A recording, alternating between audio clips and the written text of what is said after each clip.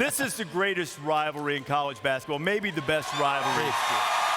But everybody in the ACC seems to be looking up at Virginia year in and year out. If Virginia beats Louisville today, they're going to have the #1 seed in the ACC tournament, no worse than a share of the ACC regular season. So, Bilas, you look at this. Is Virginia the best team in the ACC? I think Virginia is the best team in the ACC, and I think they've proven it. I mean, heck, look over the last 2 years. They've lost 3 ACC games total, 2 to Duke this year, and then 1 last year in overtime to Virginia Tech and John Paul Jones Arena. Otherwise, you know, they won the ACC tournament last year. They've been fantastic all year this year. They lost those 2 to Duke, and that's it. So I think you look at their overall resume, I agree with you guys. I think Gonzaga and Virginia are absolute locks for #1 seeds. And I don't see Virginia losing before the final, if at all, in the ACC tournament. They're playing that well, and they're a great shooting team. And DeAndre Hunter is a player the like that Tony Bennett has not had on his Virginia teams. He's the best player, best all-around player. He and Malcolm Brogdon, I think, that Tony Bennett's had at Virginia. It's interesting to me because I think Duke at full strength is the best team. I really do. I think UVA has a really hard time matching up with Duke's sides and their versatility. But for Duke, if they don't win it, they're kind of like, that's a failure, correct, for that team. I think UVA, I think internally they have very high expectations, but I don't think externally. I think if UVA were to go out in the Elite Eight, guys would be like, okay.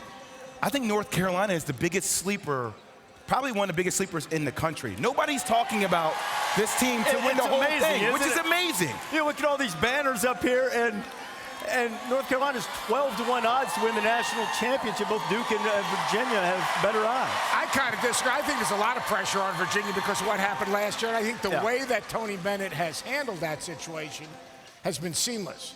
But when I think about this Virginia team, this is a different Virginia team. Yes, they're better offensively. Yes, they shoot the 3. We know that. But they also can shoot the 2. They take you out of transition, they rebound the ball. But there's a play the other day that we looked at in the Syracuse-Virginia game.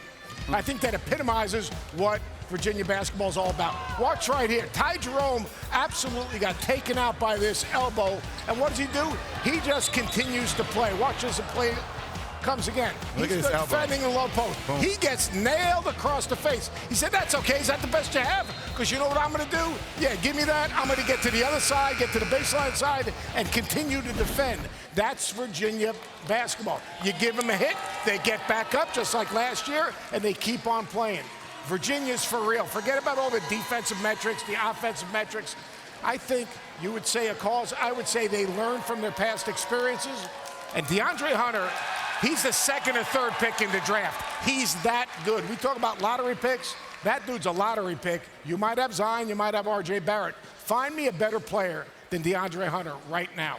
Ty Jerome he has a little stuff in his neck. Yeah, no doubt about it. I want to get to your point here, one real quickly on Duke and where Duke has played. Here's what's at stake. If they lose tonight, this class, as great as it is, they're the ones that got swept by Carolina. It gets even worse if they don't win the ACC tournament and lose to them a 3rd time, and then we all know what would be at stake in terms of their reputation and their legacy if they were not to win the national championship.